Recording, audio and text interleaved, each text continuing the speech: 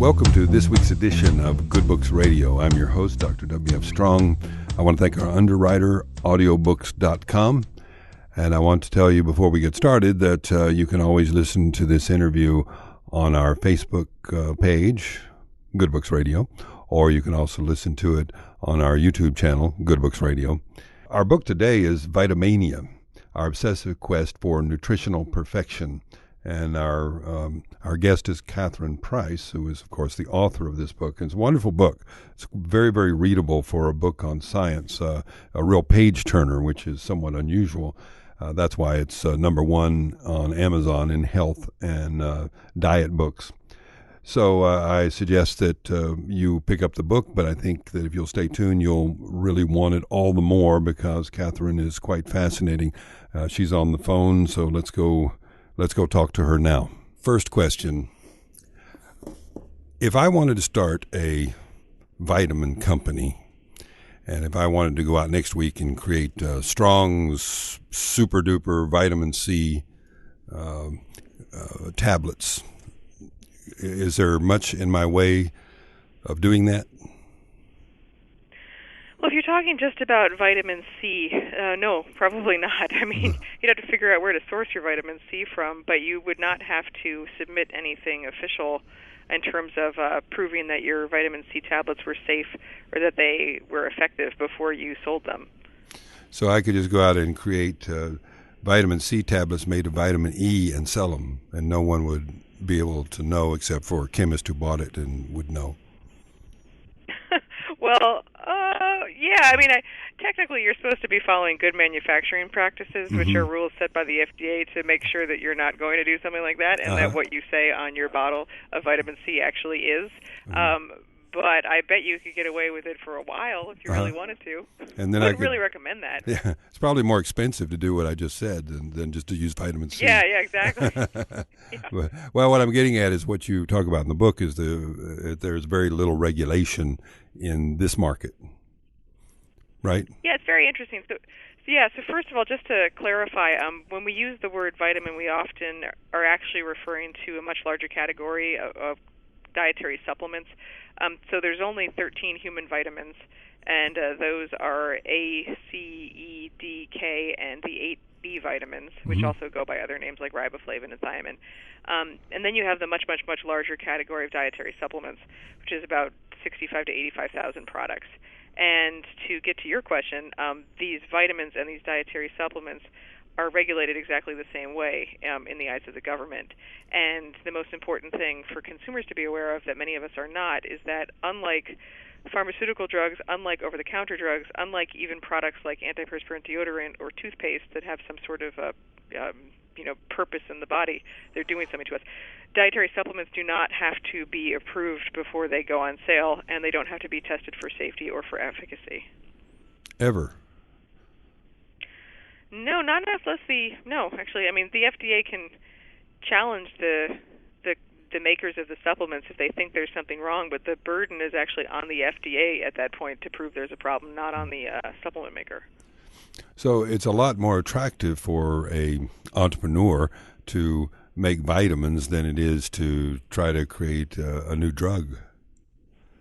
Oh, yeah. I mean, you don't want to try to mess around with making your own pharmaceutical drugs. Those cost billions with a B of dollars and an average of 12 years to get approved. But as we were talking about, for a dietary supplement, there are ways you could probably start selling them next week. 25 years ago, I worked for Wyeth Labs, and I was in the cardiology division. And I remember at the time, they told us that to get a new drug through the FDA cost $100 million. And I bet today it's about 5 or 6 times that, isn't it?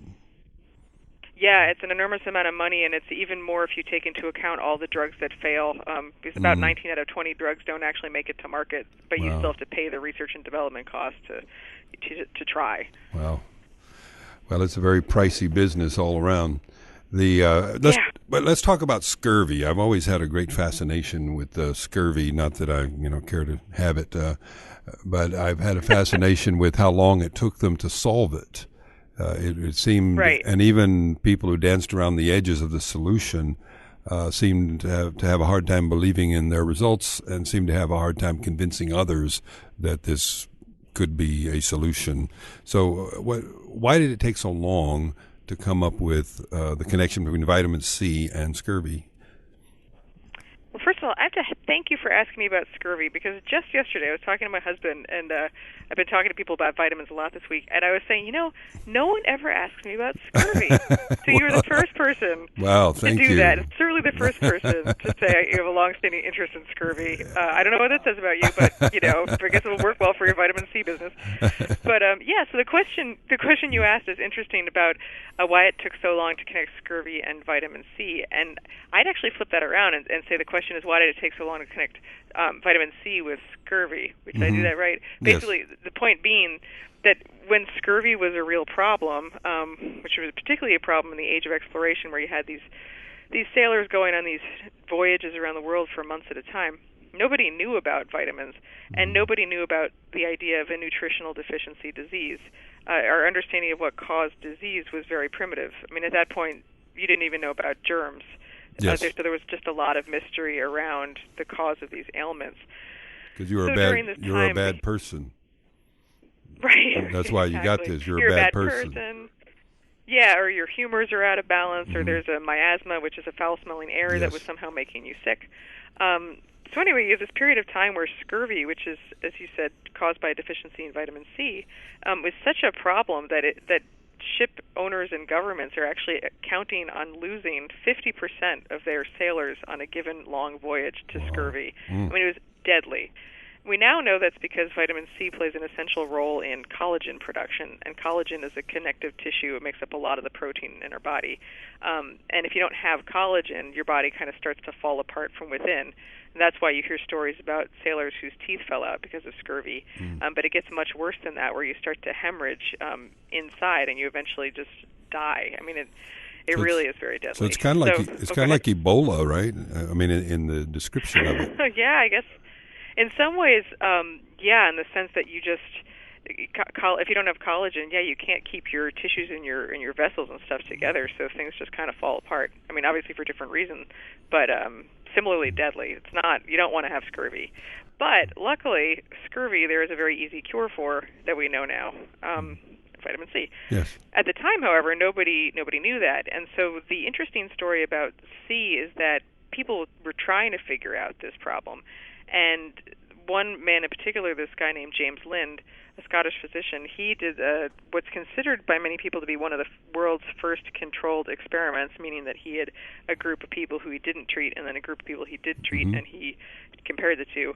And he tried this on a voyage with men who had scurvy, and for the treatment group, he gave them a variety of different substances to see if it would do anything. And they included things like seawater or like various laxatives and stuff. But he also gave a group of these sailors some citrus fruit. And he didn't have enough citrus fruit to last for the whole 14 days of his experiment. But the sailors who got the citrus fruit recovered to the point that they were able to help him care for the other people in the experiment. So we might look back and say, oh my God, obviously vitamin C gives them all lemons. And indeed, he's often credited for figuring this out. But in reality, he wrote a very, very, very long book about his experiments, and he only mentions the lemon parts in a very short section because he wasn't exactly sure that was what was causing the benefit. Right. And it took quite a while before people recognized there definitely was a connection between citrus fruit and scurvy. And it took an even longer time to fully recognize that the substance in question was what we now know as vitamin C.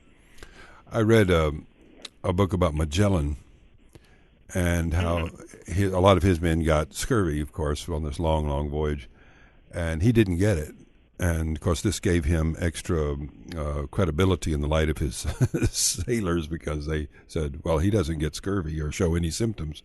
And the reason for it is he had preserves. He had jelly. Right. And sauerkraut, I believe. I don't remember what it was, but it gave him, the vitamin C. If this book said, had he known, he would have, of course, shared this with his sailors, but it was kind of an officer's privilege or something.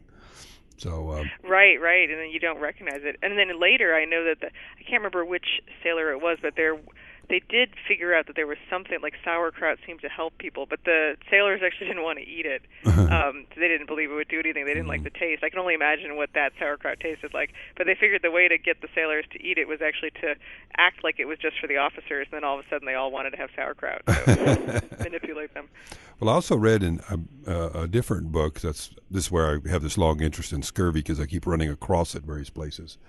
And I read that the Chinese had citrus on their junkets, on their seagoing vessels that went out for a long time, that they actually had little lemon trees or something on them. Have you read that? No, I have not. That's fascinating. I will add that to my scurvy repertoire. Yes. Well, you talk about the scurvy interest on my part. It goes all the way back to college, where a friend of mine came by and he looked in my refrigerator and there was a lot of vodka and a lot of orange juice, and he just said, "No scurvy in this house, I tell you that." So. Yeah, exactly. You clearly had all your nutritional bases covered there. Do you take vitamins? I go back and forth on multivitamins. People always ask me about that because I believe for multivitamins that, for the most part, if you're at all nutritionally conscious, if you're thinking about what you're eating, you're probably getting enough of most vitamins. I actually do like eating vegetables. And also there's just so many products in the American food supply that have synthetic vitamins, man-made vitamins added to them, that I'm not worried about myself being deficient in most vitamins. Right. I do occasionally take vitamin D, which I am going to just say right now, I'm not a doctor. This is not medical advice. Right. But the reason for that is just that vitamin D is an odd vitamin in many ways, and one of the ways it's weird is that it exists naturally in very few foods. Basically, like fish liver oil is the best source of vitamin D. So it seems as if we weren't actually originally intended to get it from our diet, because our skin, we can make it in our skin in response to sunlight, radiation from the sun. But I live in Philadelphia now, where during the winter it's cold, and the angle of the sun is such that you don't really get that much of that type of ray. And I'm also really sun conscious. I'm always wearing sunblock and obviously clothing in the winter. So I just don't think I make that much of it. With that said, I should point out to listeners that contrary even to what your doctor may say, there's no actual agreement on what the cutoff for deficiency should be, or how much D we need, and what is optimal, or even what it does in our bodies. But I just think it's intriguing enough that it's worth my while to take a little bit extra, not a crazy amount, just to hedge my bets while scientists are figuring out the truth of how much we need and what it does. Wasn't it Linus Pauling who was the one who was crazy about vitamin C and doing mega doses of it? Yeah, and he definitely contributed to some of the attitudes we have about vitamins today, where, if a small dose of C cures scurvy, then an enormous dose of C must be totally fine for you and also, cure cancer, or all the various things he was saying. He put a lot of time and a lot of dollars into doing heavy research on this, right? On vitamin C? Or Linus Pauling? No, Linus Pauling. He put a lot of effort into doing studies. Like, I wish I had lots of dollars to put into my vitamin C research. And it's interesting. There's actually a Linus Pauling Institute these days that does some really high-quality nutritional research. But I think that he got carried away in his conclusions about C, and unfortunately, some of his things were hypotheses, and, many of his things, he had lots of hypotheses about C, but the public took those more as facts and then started to act on those without waiting to see if they were actually proven to be true. And that, I think, is a general problem with nutrition as a whole, is that it's a science with a lot of unknowns about it, and there are constantly new theories about it and new findings about it. But it's also something we actually eat, obviously, and that affects our health. So we, the public, are really susceptible to wanting to follow the latest findings. And we don't really want to acknowledge, or we just don't realize, that science moves much more slowly than that. And when you have a situation like nutrition, where it seems like every day's headlines are different from the day before, that's just because we're still figuring things out. Different studies come out different days, finding different things, and we don't yet know what the actual right answer is. Terribly confusing. One study contradicts the next. Right. What brought that's just science, right? It took a long time to figure out vitamins to begin with. So. So what brought you to this subject? Well, I'd been writing about food and nutrition for a while beforehand, and then also when I was 22, I was diagnosed with type 1 diabetes, which is the autoimmune form of diabetes that's different from type 2, which is the much more common kind. But anyway, type 1 diabetes makes you pay constant attention to what's actually in your food, in particular carbohydrates, because that's what affects your blood sugar the most. So I already was like thinking about the chemical nature or breakdown of my food whenever I ate, but I hadn't actually gone another level down to think about vitamins. And one day my husband just turned to me and asked me, kind of out of the blue, what's a vitamin? And when I tried to answer him, I realized that I really didn't know. And I thought, well, that's really strange because they just seem so familiar. You see vitamins everywhere. Right. How could I not have a better answer to that? And so that's why you wanted to dig into it, to get a better answer. Yeah. I mean, actually, he said to me, you should write a book about that. And then he went back to, like, reading or something. And then that was, 3.5 years ago, and here we are. So. And yeah. So now, will he sit for the answer? He has read this book more times than anyone other than me. So, yeah. So it's a good hubby. Yes. The other thing I wanted to ask you about is the notion that the vitamin industry seems to attract a lot of con men. I mean, it always has. You go back to snake oil salesmen from way back. It's always been an easy target to sell nutrition and vitamins with great claims. And with our freedom of speech and low regulation on these sorts of products, it's ripe for the con man. Right, definitely. Yeah, and you're right. I mean, that started, a long time ago when you actually had snake oil salesmen who actually were selling snake oil, by the way. Yeah, real snake oil. Yeah, it was thought to be therapeutic, but it's kind of funny because the original real snake oil quickly became snake oil because con men started selling other oils and calling them snake oil because, as you can imagine, there's like much easier and safer ways to get oil than from a rattlesnake. And so it was one of the earliest examples of that kind of stuff. But what's interesting about that is that back in the 1800s when things like snake oil began to be sold, a lot of those were being sold as actual drugs. So they were called patent medicines, although they often weren't even patented. And you started having a real problem when manufacturers were putting dangerous things into these drugs like cocaine and heroin and morphine, which definitely made their customers feel better.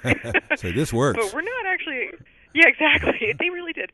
But anyway, that type of stuff led to the movement to get tighter regulation of America's drug and also food market. This was, again, before vitamins. So that led to the passage of a law in 1906 and another one in 1938 that created the basis of our modern-day drug regulation. But we didn't go the same direction with vitamins and dietary supplements. We kind of went in the opposite direction, where at first, when they were discovered, they were regulated mostly like food, with the logical argument that, vitamin C is in an orange, and an orange is food, so vitamin C should be regulated like an orange, which is not not a very strict standard. But then you started to have that category of as we were talking about, larger category of dietary supplements, when it's not just stuff found in food, or you've got stuff found in food but at levels far higher than what's in food. And some people would argue, and they did, that you should develop a new set of regulations that deals with these substances that perhaps is not as strict as pharmaceutical or over-the-counter drugs, but also is not the laws we have today where there's no requirements for safety or efficacy. But on the other side, you had the dietary supplement industry that most definitely didn't want to have tighter regulation over these products. And they did a really excellent job of convincing the American public that it was a matter of personal freedom to have access to whatever dietary supplement you want. And as a result of basically our help on behalf of the supplement industry, there were a series of laws passed that led to this situation today where it's very difficult to tell if your supplement is safe, if it's efficacious, or even if it contains what it says on the label. Well, when you talk about the history of con men in this industry, the thing I think of often is the rather common argument that they make, which is the government doesn't want you to know this, or the pharmaceutical industry doesn't want you to know this. It's all a big secret, and so I'm going to share it with you as a favor to you. Right. Yeah, I think that's true. But it's interesting to think that Well, first of all, there's just this reputation of supplements as being these kind of crunchy, natural things made by small businesses and stuff. But it's actually, as you were saying, a huge industry. It's last estimates were $36 billion a year. So this is like serious money. And I think that supplement makers probably don't want us to really recognize that there's such a thing as big supplements. I mean, I always kind of laugh. Think what you will about big pharma. I know that's very controversial, but there's also big supplements. So why do we give them a free pass where we're so critical of the supplement? I'm sorry, of the pharma industry. And just to give you a sense of how effective they've been in kind of pulling the wool over our eyes or getting our help in passing laws to their benefit. I was just on the radio yesterday with David Kessler, who's the former commissioner of the FDA. Yes. And he was the commissioner when this major law about supplements got passed. And he said, I just thought this was amazing, he said that big tobacco had nothing compared to the supplement industry when it came to their lobbying efforts in getting the laws passed on their behalf. Yeah. Yeah. That's quite a statement. From the commissioner of the FDA, I was like, I know, exactly. But just to give people a sense, we don't really acknowledge that, but do with that what you will, but just be aware of it. I mean, this is a big business.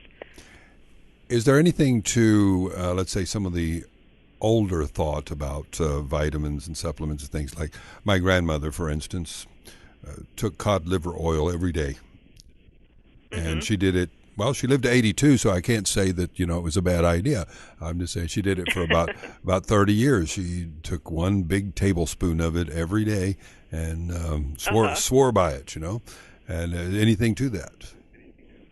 Well, yeah, I mean, cod liver oil is actually quite nutritious, but it's also disgusting. So yeah, I tasted it.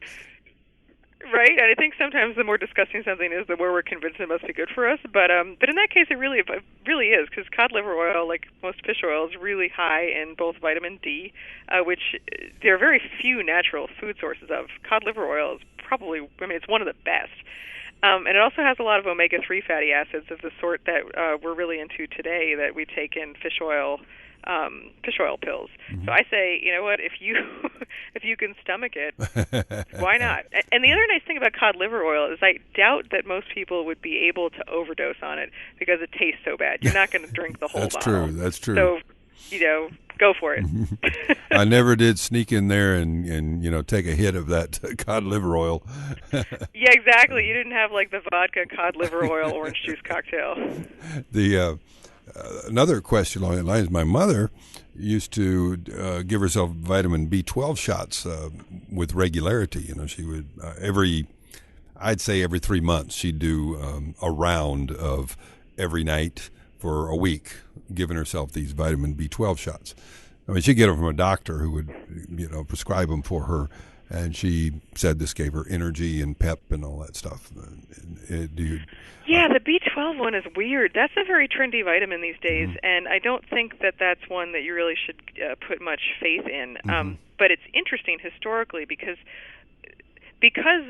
my hypothesis is that because our bodies actually require vitamins to break down food into the energy that makes our muscles move and our brains work and stuff like that, we think of them as being associated with energy. But that energy, that chemical energy that runs our bodies, is different from like pep and vigor, and happiness that we think of in a more emotional way. But vitamins have managed to bridge the gap. So even as early as the 20s and 30s, and especially in the 40s, you have vitamins being advertised for their pep and vigor. It was a big thing during World War II for people to take thiamine. That was supposed to be the morale vitamin, right? And that sounds kind of ridiculous today. The morale? But fast forward to now, morale. People were worried that we wouldn't have enough morale to make it through World War II. We needed to, be more patriotic, and that somehow thiamine was going to help, which... First of all, I don't think people really had that much trouble with patriotism in World War II, but second, thiamine's not going to be the secret. But I bring that up just because, today B12 is kind of taking on the same reputation.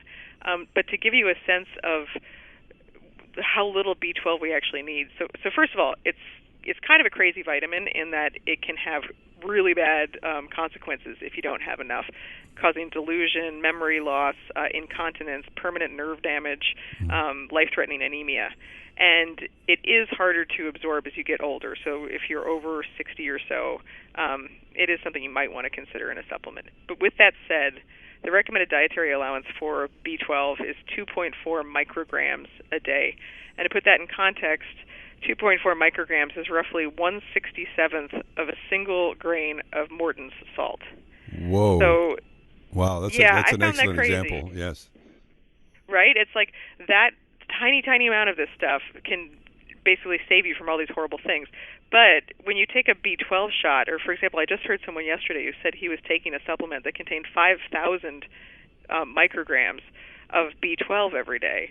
When you put those into perspective, it's kind of like, wait, we only need 2.4 micrograms. I just I just wouldn't recommend taking that multiple of what our bodies need. And unfortunately, there's really no substance that's going to give us pep and energy in the way that we hope when we do things like take B12 shots. So that one I can't support. Well, I think of when I think of people overdosing on vitamins, I think of this somewhat gross example, but it stayed with me because it is a guy I know who runs a porta potty business. And he told me, he said, trust me, there's a lot of wasted vitamins out there. I washed them out of the bottom. And a lot of them he said, it's just passing right through them. It's not being processed. Mm-hmm. And I imagine that's true. I imagine there's a lot of vitamins that people take that don't really get processed in the body or metabolized because they have too much. So you have two problems with that. One is when you just take too much and your body excretes the rest. So if you take too much of the water-soluble vitamins, then your body passes it out in your urine. Mm-hmm. For example, riboflavin will make your if you want to do gross things, I can come back to this. Riboflavin will make your pee neon yellow. So, like, just yesterday, I went to a woman's room, and the woman before me had not flushed the toilet, and part of me was like, well, that's gross. And second part of me was like, wow, I guess she took a multivitamin, because there was just, like, neon yellow pee in there. But anyway, to your point, so you got the one thing where you can excrete a lot of these vitamins in your urine. But on the flip side, there actually is a problem with some of the actual pills that people take where they don't disintegrate properly in your body. So they might contain what they say they contain on the label, but they're just passing through your digestive tract, not fully absorbed. Mm-hmm. And that's probably what your friend is talking about, that you might actually see remnants of capsules and stuff. So, you can't assume that just because you put it in your mouth, it's going where you think it is. Sometimes you just have very expensive pee. Right. Can we say that on the radio? Okay, I think we can. In this academic context. That's why I went for urine. It sounded classier. Yeah, well, I'm from Texas. What can you do? I like it. Well, we're about out of time, so I wanted to ask you your major point here with this book. What is it you want us to know? Well, I'm hoping that people will take the story of vitamins as kind of a cautionary tale for how to think about nutrition in general. Because once you realize how much is still unknown about vitamins, how much we need, what they really do in our bodies, what deficiency really is, you start to realize how little is known about human nutrition as a whole. And then if you recognize that, then when you see headlines claiming that there's been some big discovery, or if you see a product that's claiming that, like B12 is going to give you all this energy, you can be aware that we don't actually know those things, and you can make a much more educated decision about which products you want to buy. So I really hope that the book helps people put these claims into context and make them both more comfortable with the idea of how much we don't know, and actually give them the tools to make intelligent decisions about what to eat by acknowledging that uncertainty. Well, I also want to compliment you for writing a wonderfully readable, seductive book. It's rare to find. Well, thank you. Yeah, it's rare to find a science work that is a page turner. That you just really love reading it. And from the first, that is great to hear. Well, it's true. And from the very first chapter on scurvy, of course, my weakness for scurvy, I was pulled right in. So I appreciate the good, the beautiful writing. So the book. Thank you, and I'm glad I didn't lose you after scurvy. You kept going. That's a compliment. So it's a wonderful book, and I've never been one who took a lot of vitamins, so I was already in sync with your major thesis here. But I was certainly enlightened because, like you, whenever you started writing about being able to define what vitamins are, I had that moment of confusion also, where I said. It's kind of like a reverse epiphany, where, God, I don't know anything, do I? Oh, yeah, that's funny, right? Like suddenly your world closed. Yes, that's right. You're like, It's bound to be a word Right. for that, but a reverse epiphany is the best I can do. So the book Yeah, I again. like that. I like that. The book is Vitamania and Our Obsessive Quest for Nutritional Perfection, written by Catherine Price. Wonderful read. Pick it up. For Good Books Radio, I'm Dr. W.F. Strong, underwritten by audiobooks.com, our sponsor. You can listen to this interview again on our Facebook page and also on our YouTube channel. Thanks for joining us. That's it for Good Books Radio.